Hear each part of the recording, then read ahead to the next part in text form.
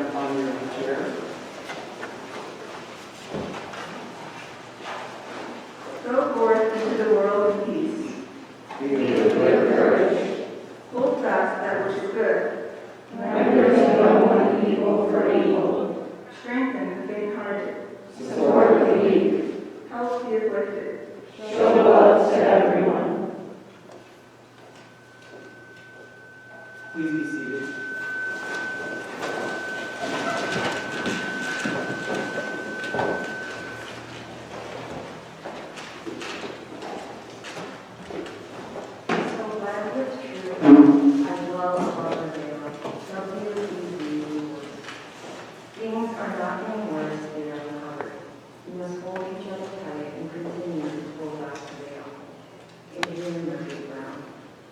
People talk to you a great deal about your education, but some good, sacred memory, preserved from childhood, is perhaps the best education. If a person carries many such memories with her into life, she is safe to the end of her days. And if she has only one good memory left in her heart, even that may sometimes be the means of saving us. Theodore Dostoevsky.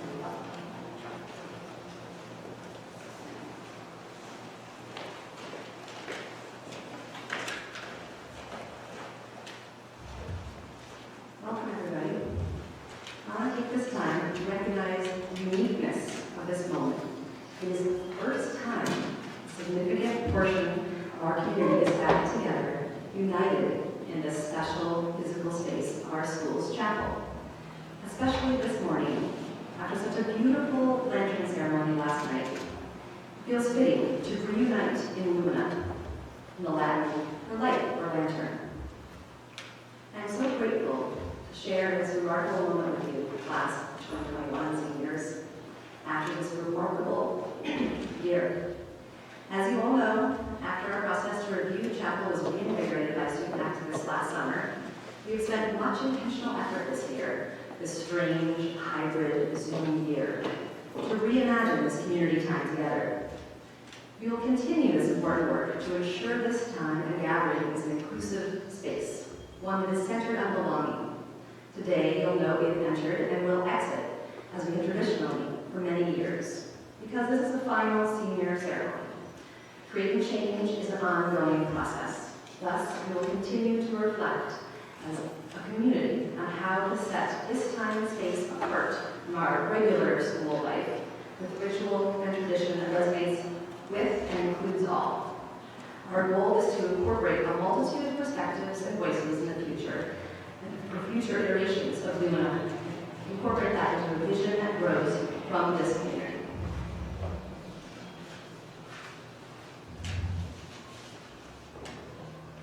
It is now my sincere honor to introduce our first Graduation Lumina speaker today, who's only been here for 3 decades. I'll read his brief bio in a minute. As you'll see for both our esteemed speakers, it's quite a task to sum up decades worth of experience in a handful of sentences. Thankfully, they did that for me. Ahead of that, as a way to introduce them, I'd like to share what I admire most about our speakers. Rich has made a lasting impact on this community. While I've had the privilege of working alongside Rich on a number of communications and projects, there is one set of experiences that highlight my reverence for him. I will never forget the ways in which his true generosity showed through in every single Kentucky trip preparation or reflection meeting. Having the chance to not only assist with planning, but also participate with him on this very special project is etched in my memory forever. The hours in the vans, the waterfalls, the stories, the reflections on swallows at dusk, all memories of Rich's deep and wide and real care for others. Now for his bio. Rich Beebe is a native of Connecticut. He joined the West River community when he married Eileen Tadio, a longtime counselor at the school. Over his 30 years here, he has been an assistant dean of students, worked in the alumni office, and most recently served the advancement communications team. When he retires at the end of June, he will most miss working with students as the Amnesty International advisor, a lantern advisor, and as a coordinator of the community service trip to Kentucky. Please welcome the chief.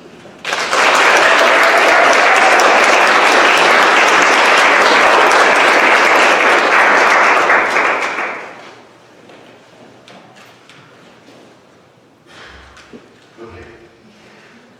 Good morning, members of the class of 2021. It is a singular honor to be joining you, Kate Taylor, and Mr. Hungerford today in this space and on this occasion. Singular, but also a bit daunting. Today and tomorrow, as we celebrate all of you and your time here at Westover, and also look ahead at the next steps you will be taking in your lives, you will be hearing from a number of speakers. All of what we say will be heartfelt and well-intended, hopefully meaningful, possibly even wise. But in the years ahead, how much of it will you be able to recall as your memories of these celebrations take on a happy, but they were? So, I truly do find it daunting to even try to offer a message of substance and meaning this morning. But I hope that at least a little of what I'm about to say will stay with you as you set forth as Westover graduates, leading your lives of consequence. Lives of consequence. Lives of consequence. How many of you still remember the morning assembly 2 years ago when all of us gathered in Red Hall and we introduced you to the school's new mission statement? Westover empowers young women to lead lives of consequence. As I watched that morning from the Red Hall balcony, I could sense an uneasy stirring among many of you and your fellow students. It quickly became clear that the phrase lives of consequence was causing some confusion. For many of you, the word consequence, or more accurately, consequences, has a negative connotation. Memories of parents, teachers, or other adults warning you to behave yourself or there will be consequences. Finally, that morning, one of the students raised a hand and asked what exactly lives of consequence meant. And Mr. Hungerford stepped forward and helped me clarify its meaning and purpose within our new mission statement. If I'm being honest, I suspect that there may still be some reluctance to embrace the phrase. Because even when its essential meaning is clear, lives of consequence can take on a whole lot of weight, gravity, solemnity, responsibility, and, as a result, perhaps an overly heavy degree of expectations. In our world today, I believe, there is too often the assumption that anyone who leads a life of consequence lives large, lives loud, and lives it all in the brightest spotlights. And in the mirror of current culture, which is drenched in 24-hour news cycles and the intrusive presence of social media influencers, that assumption can lead to a misguided and distorted perception of what truly qualifies as a life of consequence. We all too often celebrate lives of notoriety rather than lives of substance. In my 30 years here at Westover, I have come to know hundreds of Westover graduates and the lives of consequence they have led or continue to lead. Most of them are not bold-faced names. Many of them, at least at first glance, may not have achieved what popular culture deems worthy of recognition. But I believe, I know, that these Westover graduates have achieved lives of consequence in the truest sense. They have made a difference for the better. Most have done so in less conspicuous ways that nevertheless continue to ripple deeply through the lives of those around them and beyond. These Westover graduates' lives still resonate, still shape the world, quietly but inexorably, in ways that really matter. I would like to share two examples of Westover women who I believe led just this kind of life of consequence. Not surprisingly, they are lives that I've shared firsthand. The first is the life of my late wife, Katie, who was the first counselor here at Westover and worked with many of our students for 24 years before too early death from cancer in May of 2007. Here at the school, in addition to working with individual students, she helped create the peer support program, now known as PALS, which offers opportunities for connection within our community. 3 decades ago, Eileen also became the first advisor for both WALSA and the Gay Straight Alliance, now known as Spectrum. From the 1980s until the early 2000s, she coordinated and led a dozen of the community service trips to Jackson County, Kentucky, the same kind of trips that a number of youth graduating today took part in during the summers of 2018 and 2019. During most of her years here at Westover, Eileen also served as a counselor at Navajo Regional High School in nearby Woodbury, where she worked with dozens and dozens of students over the years. I was reminded of that connection a few months ago when I was at an Apple store buying a new laptop. At one point, my sales representative left me for a few minutes, and a second one, a woman around the age of 30, came over and introduced herself. She told me that she had seen my name on a list of customers awaiting service and somehow recognized it. She wondered if we might know someone in common, then asked me if I might be related to an Eileen Cadio. I told her that yes, Eileen was my late wife. The woman then told me she had been a student at Monologue and that Eileen had been her counselor there. With tears in her eyes, she said that Eileen had changed her life. We chatted for a few more moments, and then she asked me if she could give me a hug. That wasn't the first, and surely not the last hug I had received since Eileen's death, solely because I was her husband. I knew from experience that the young woman wasn't really hugging me. She was embracing the memory of Eileen. In a few days, it will be the 14th anniversary of Eileen's death. In the years since, I have honestly had dozens of people, some of whom I've known, but many who have been strangers to me, tell me how Eileen has changed their lives. Just last week, I was in a video chat with a group of Westover alumni, and one of them, just before signing off on our group call, took a moment and, with tears in her eyes, told me and her classmates that Eileen had saved her life. She said that she would not be here today if it hadn't been for Eileen. Eileen lived a life far too brief, yet for many of those lives she touched, she clearly and emphatically led a life of consequence.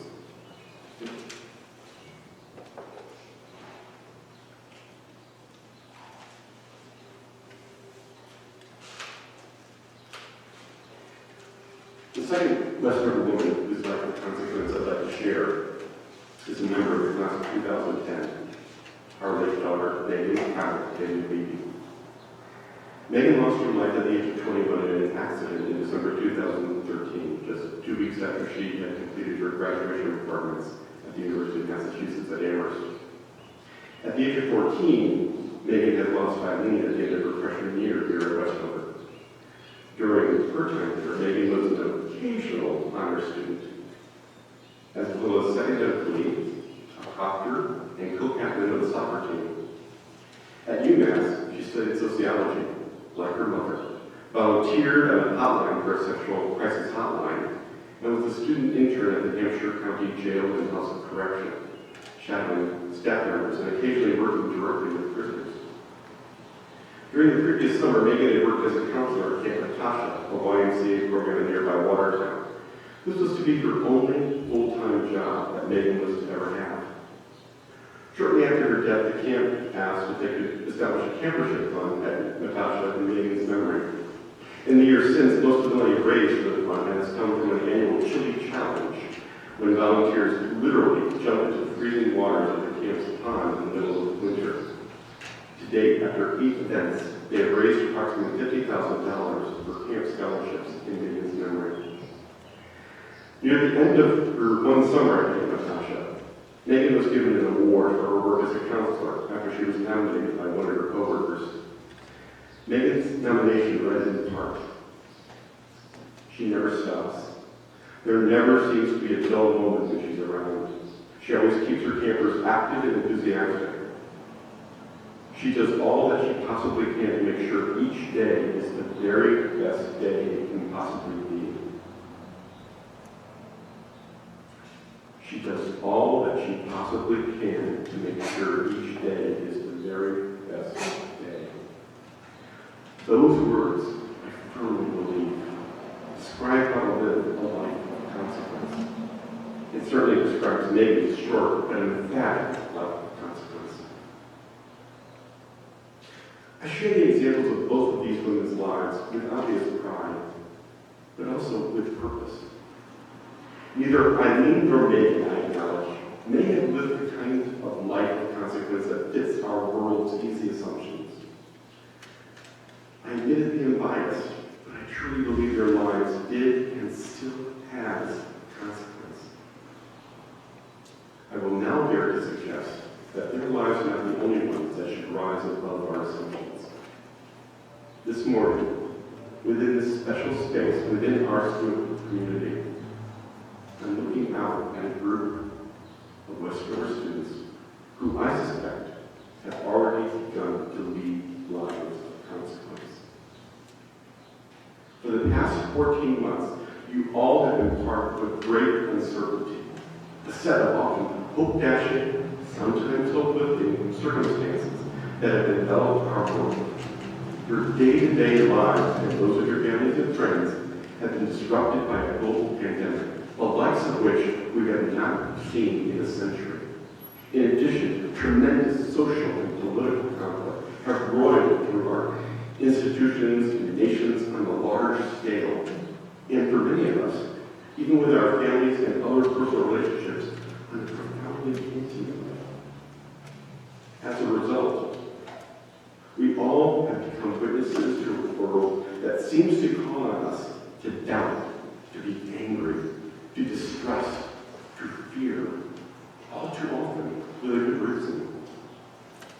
However, within the Westover community this past year, both on campus and virtually, while I have found challenges aplenty, I also have found reasons to hope. I frequently found the source of so much of that hope while watching all of you, the members of the Westover's class of 2021. I have seen it in your smiling faces, even when you're wearing your masks, where your smiles can be found in your eyes. I've seen it in how you have shouldered this year of disappointments and uncertainty with grace, determination, and confidence.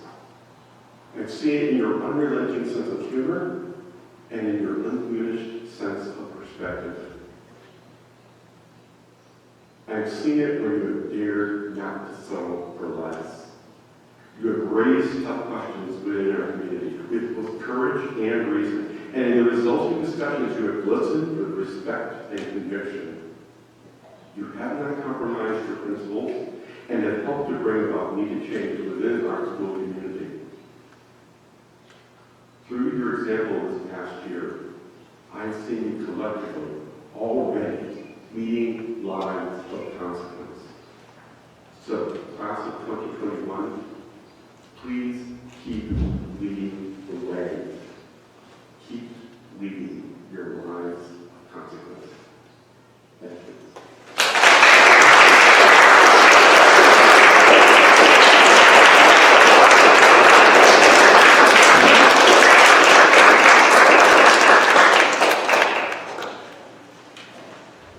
Thank you, Rich, for those inspiring words. It means an impact.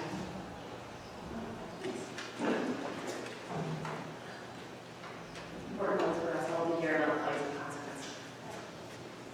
We'll now hear from our second speaker, Mr. Hummingbird, our chaplain. He has also left a lasting and indelible impact on me personally.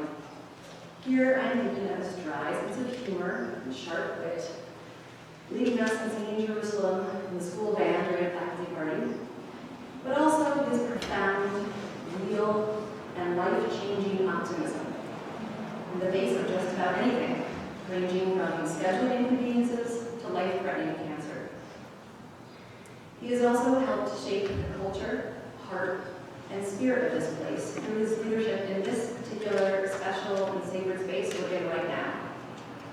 As a fellow scholar of religion and philosophy, I deeply appreciate his thoughtful approach to life, inspiring me to pause, reflect, consider, and laugh.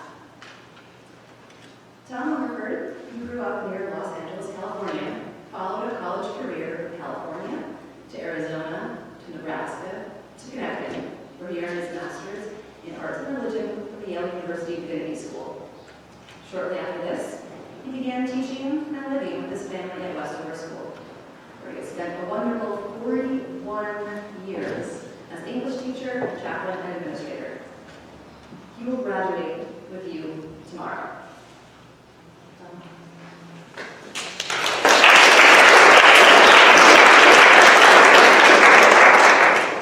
Thank you, Kate.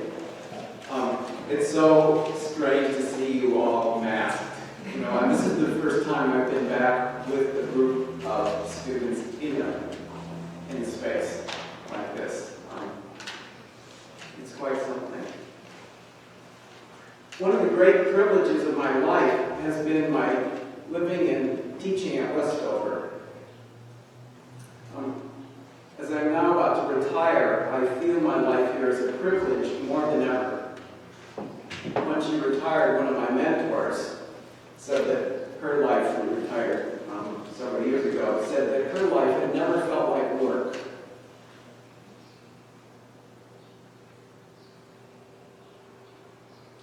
Don't cry.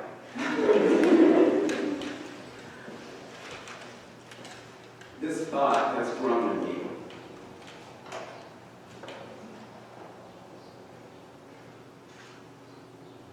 Though much of the time I've spent here certainly has been work, that work has always been more fullness than a duty, more fulfillment rather than simply something that I was asked or paid to do. And your class has been a big part of that fulfillment. I'd like to thank you for that. I often speak with parents who are in awe of students' accomplishments and even more of students' schedules. Your class took many APs, many honors, and other difficult courses. You produced hundreds of works of art, you were in musicals, glee performances, drama productions, you played on sports teams, you've been school leaders, you applied to colleges, which itself is quite a momentous act, and you managed hours and hours of service, community service, and other service. And on top of all of this, you have steadily negotiated the differences within your class and have steadily negotiated your social, ethnic, economic, religious, and personality diversity. And none of this is even touches what you've had to do this pandemic year, during this pandemic time. You have worked very hard, and I speak on behalf of your parents, grandparents, faculty, and friends when I say that we are all very proud of you. And listen to this. Because of the work you have done at this school, each and every one of you deserves our respect. Don't forget that. You have my permission to forget everything else that I say, but don't forget that. You deserve our respect. Okay, now you can begin forgetting. As this is our second to last day at Westover, and Rich, Susan, Kate Saget, Joe, James, Katie G, Alexandra, Tashiana will not be with us with the school next year. As last night was the lantern ceremony, as my final grades have been entered on Hub, as all of you are beautiful in your orchard dresses, I've been in a mood of remembrance. I say mood because I'm not so much thinking of memory as feeling it. Robert Frost poetry easily emerges from this feeling of not quite wanting to go the way of an ending. It's a feeling that raises life-giving questions. Who went to our hearts, was it ever less than a treason to go with the drift of things? and yield with the grace to reason and bow and accept the end of a love or a season. Things feel different at the end of time, the end of a period of one's life. I have to admit that my feelings are pretty slow. They take a while to catch up to me with my life and experiences. Still, I do feel different, and I would like to say something about memory, since that seems to be where my feelings have been pointing to for, well, I can't remember how long. We might think of graduation as a celebration of the act of caring for the young and passing along the wisdom of the old. The question is, what wisdom do we pass down to our youth? Whose wisdom do we pass down? Again, if a school is anything, it is a place for that exchange. If a school is anything, it's one of the places where those who have gone before us are remembered. The Westover community, like many communities across the country, has been in the middle of the question of whose wisdom we are to pass down. We've been thinking consistently about our history, about who has gone before us. We have been re-envisioning our history through the lens of inclusion. When we think about our past, whose past are we thinking about? That is, where is the we in our past? The W.E. Du Bois and the Adrian Brown quotations that Irene read to us this morning both address this question by referring to the veil that separates groups because of fundamental social inequities. I don't have to tell you what this veil is. In Du Bois's case, the veil of social injustice and time is set into the perspective by some of his spiritual ancestors. One of the most brilliant 19th century sociologists and essayists, African-American Du Bois writes, "From out of the caves of the evening that swings between the strong-limbed earth and the tracery of the stars, I summon Aristotle and Aurelius, and what soul I will, and they come all graciously with no scorn nor condescension." So, wed with truth, I dwell above the veil. In this beautiful prose, which reads like poetry, Du Bois names some of his choices for ancestors who allowed him the freedom to dwell above the veil of social injustice and time. Aristotle and Aurelius might not be the ancestors we choose. They might not be the ones we choose to remember, but we all better have our own choices. The dead you choose to walk with are as important as your life. The ones you remember and credit in the books you read, in the paintings and music with which you surround yourself, in the voices you fill your head with, in the work you do, in the life you lead, the ones you go the distance with. These are your teachers. These are the ones who not only help you make of yourself an honorable, respectable person, but they are also the ones who make of you and me, of all of us, a people. Without our ancestors, we are nothing. But we have more ancestors than we might imagine, and our task is more than dwelling above the veil of social injustice that separates us. We must also see the veil for what it is, to face injustice, and as Adrienne Marie Brown writes, we must believe that things are not getting worse, they are uncovered. We must hold each other tight and continue to pull back the veil. In a Lumina talk earlier this year, I described one of the difficult legacies and practices of our school and chapel, of the place we are gathered in this morning. I use the phrases Christian dominance and white supremacy, which are weighty, difficult words. But we need to name them and we need to know them. How do we pull back the veil? This is difficult, necessary work, the work of reparation and renewal, the work of reconciliation. It is an important way in which we form community, in which we become people. So we need both images. We need to have a perspective above our differences as well as a perspective together in the midst of our differences, in the midst of the veil. And maybe a memory of Westover will help you through. This is all hard work.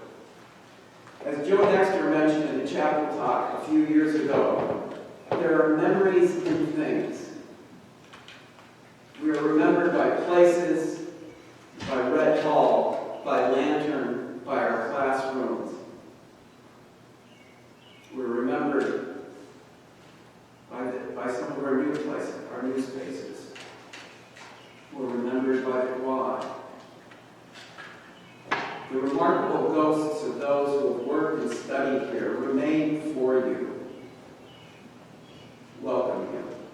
These places remember us not just as triggers for our memories, but as places that hold our memories. One of the things Joe said is that there are memories in these places. There are places and people, there are memories that go the distance with us. I would hope for you a good sacred memory, one which is just, true, and therefore life-affirming. A memory as active as the light daggering Red Hall in the morning, as deep as the blue in the sky over the quad, as mysterious as the lantern light dancing in the darkness surrounding the West over and senior trees.